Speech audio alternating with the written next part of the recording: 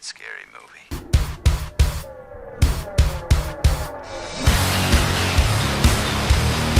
If you think Demon Knight is too gross and yucky... Whoa! Thank you. Tales from the Crypt, Demon Knight. This is one of three Tales from the Crypt movies, and a surprisingly bigger Tales from the Crypt universe than I really anticipated. And to help me navigate through it, he is the chairman, the CEO, the booker, the matchmaker of the Why We Love Horror Trivia League. He hosts Horror Headlines with Hunter Chambliss, among other shows, John versus with Will Cohen. It's John Maher. John, how you doing? Jacob always, or Ryan, are you Ryan here or are you Jacob here? Whatever your name is here, it's good to be here. It's my channel name's technically Ryan, but Jacob is called by others. It's I think I seriously need to think about rebranding at this point. But whatever you're called here, thanks for having me. No, thank you. I appreciate it. And this is this is the this is one of the three Tales from the Crypt movies, which I was telling you off of air. This is a definitive blind spot for me. I knew it was a TV show, but this was based on a comic series, and then it became a show, and then there was another movie also called Tales from the Crypt. I think Amicus may have done one It's called like Tales from the Crypt. it is the third Amicus anthology movie. Yeah, Tales from the Crypt. That's what I thought. I could have sworn because I know a few Amicus movies, and I'm like, I'm sure it was like Tales from something. And sure enough, it's Tales from the Crypt. It is, yeah. So yeah, like an old pulp comic turned into that '70s anthology, which is classic if you haven't seen it. Then HBO picked it up, launched it into like a weekly series, and then during the course of the series, at least because it was still a series, at least when Demon Knight came out, I believe it was still a series when Bordello of Blood came out, and now it's just in the zeitgeist forever. This movie is the second Tales from the Crypt movie. The third one would be Bordello of Blood, like you mentioned. Yeah, And it tells the story of, well, it first off starts off with the Crypt Keeper bookending this whole thing just to nail this is in fact Tales from the Crypt. And then it goes into the main story in which a man is being chased by a man simply known as the Collector, not the dude with the leather face. Not the dude from the Collector and the Collection. This is a separate dude called the Collector, played by Billy Zane, and his bald head. Chases him to a yes, motel in the middle of nowhere in New Mexico. Come to find out that the main guy is protecting a vial of something very precious. And so it's basically a big old game of keep away between keeping the vial safe from the Collector, who probably and more than likely is something demonic. But what was your first exposure? What was your first exposure to this one, John?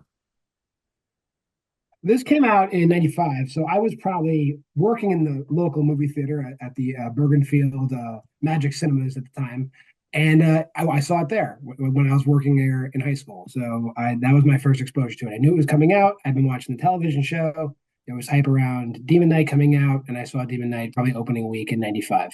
I don't even know if you were alive, but uh, that's what I did. I was a -2, All right.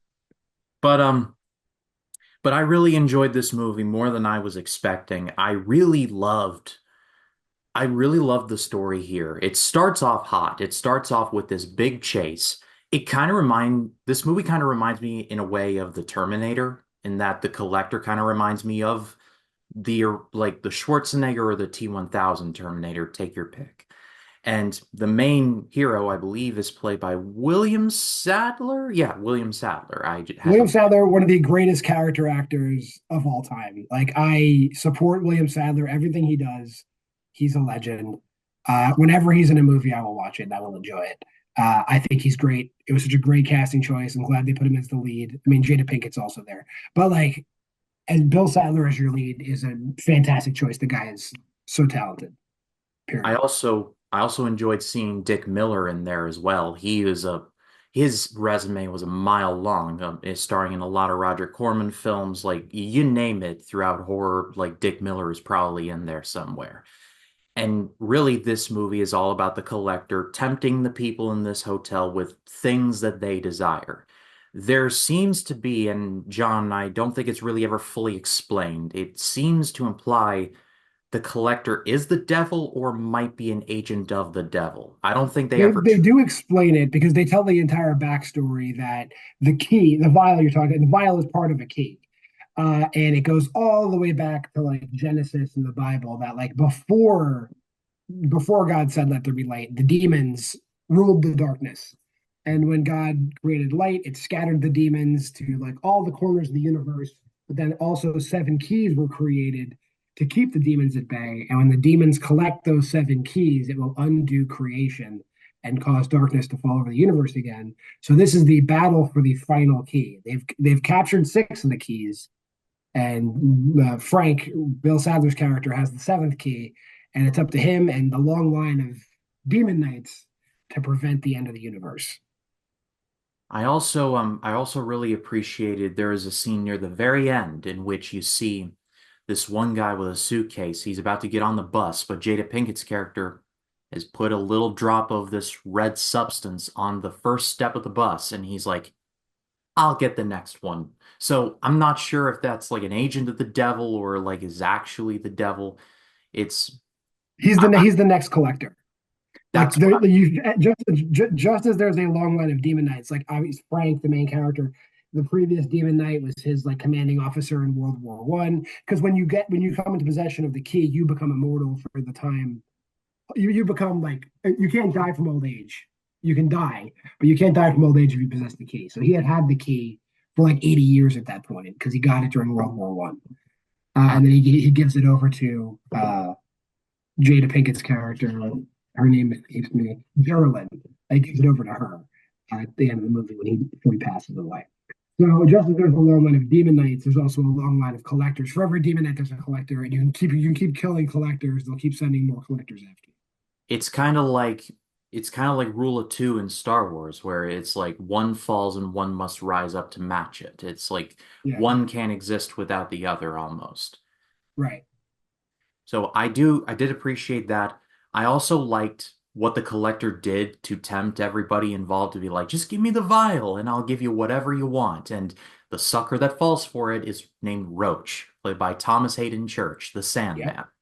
And I loved I loved the moment where Roach is like, all right, have the vial. Like, just give me like just get me out of here. And so it's like, oh, by the way, that deal, I lied. And then just Roach just meets his end. yeah, That was very satisfying. yeah. Billy Zane is really like firing all cylinders in this movie. He's like charming, funny, and like a legit like threat at the same time. So he pulls it off pretty well. This is a couple years before Titanic, lest we forget. And he's Yeah, really good in that movie as well. So we were in like peak Billy Zane right here. I agree.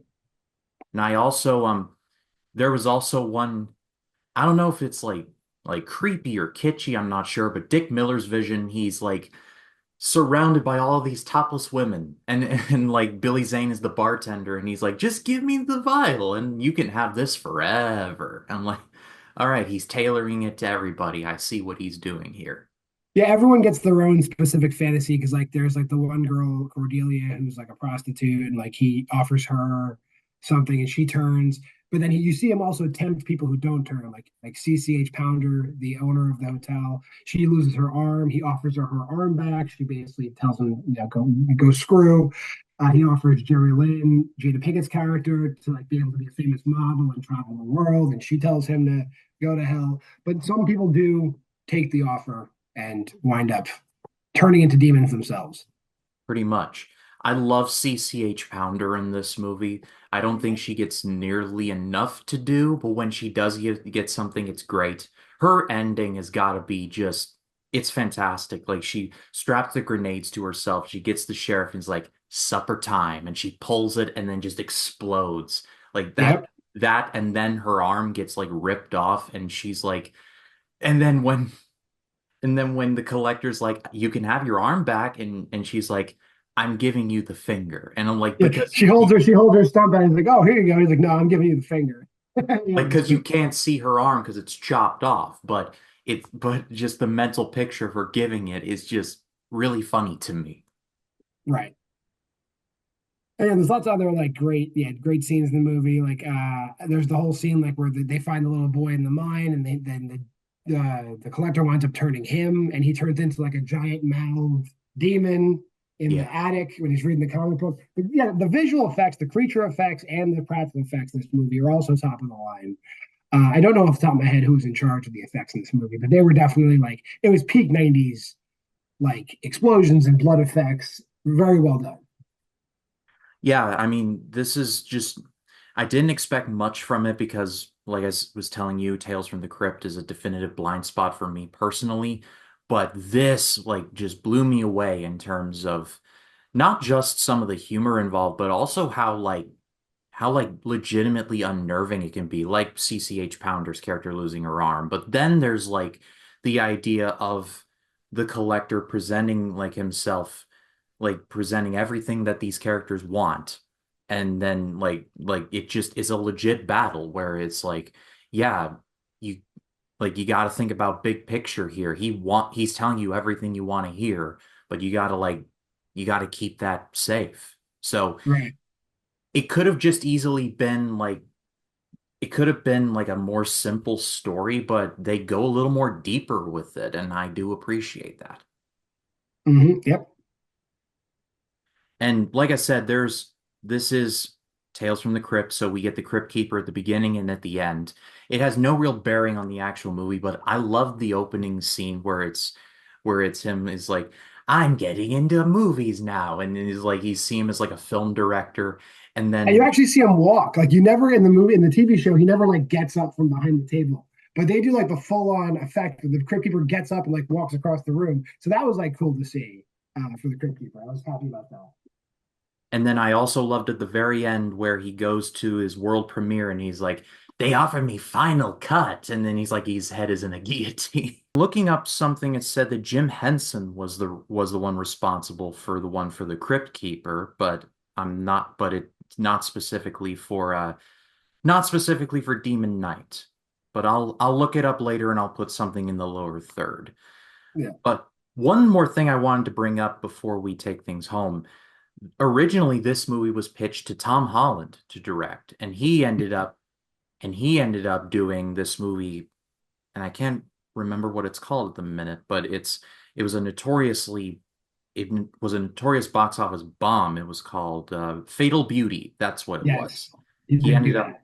he ended up doing that, and it failed miserably. So, having seen a few Tom Holland movies, not all of them, but a few, I'm not sure how he would have done it. I mean, he was coming off of Child's Play in '88, so he would have been about in his prime. It would have been interesting if he would have actually done it. I mean, the script and the direction duties went through a bunch of different people, but it did wind up in the hands of Ernest Dickerson, who is from New Jersey, just like me. He's a Newark, New Jersey guy. And he was excited, I know, to have a movie with a strong uh, female of color, Jada Pinkett. He was very excited that she was the hero of the movie. I know that. So I'm happy that he was very happy to be a part of this movie. I agree. Well, period at the end of the sentence, this is an easy recommendation. I really want to watch the other Tales from the Crypt movies as well and maybe get into the series myself now. I feel like this was a good entry point of like, okay, this seems kind of like a 90s-ish Twilight Zone or late 80s, early 90s Twilight Zone, I Yeah, guess. Tales from the Crypt series, like everyone, like it's such a fun watch because like a lot of people who you don't expect to be in like horror kind of short films just show up in Tales from the Crypt. It's really great. I think it's a strong series, probably the strongest horror series, kind of anthology series that we've ever had. I would recommend the original '70s Tales from the Crypt. Bordello of Blood's probably the weakest of the three movies, but yeah, to be a completionist, you should watch it. It's got some funny moments. I agree. Well, John, thank you so much for joining me for this. Like I said, you run the Why We Love Horror Trivia League, and you're doing a lot of really cool stuff over there. Anything special coming up? Just for the rest of the month, we're going to end the month with there's a number one contendership match so that they can earn the right to play you and Eric. That's happening for the teams finals. We'll be having there's a singles title match, which I won't spoil, and then probably another singles titles match coming up right after. The Cliff Championship will be defended as well. as we wrap up October, and then as we go towards the end of the year, probably some more high profile matches coming up. Probably you'll be defending the team's title sometime in November or December. I imagine that, like it's about that time. Yeah. But subscribe. The Why We Love Horror channel will be linked in the description, so give them a subscribe. I'm over there sometimes, so if for nothing else, come to see me and Eric. But John, thank you so much for joining me. Thanks for having me. I'll see you soon.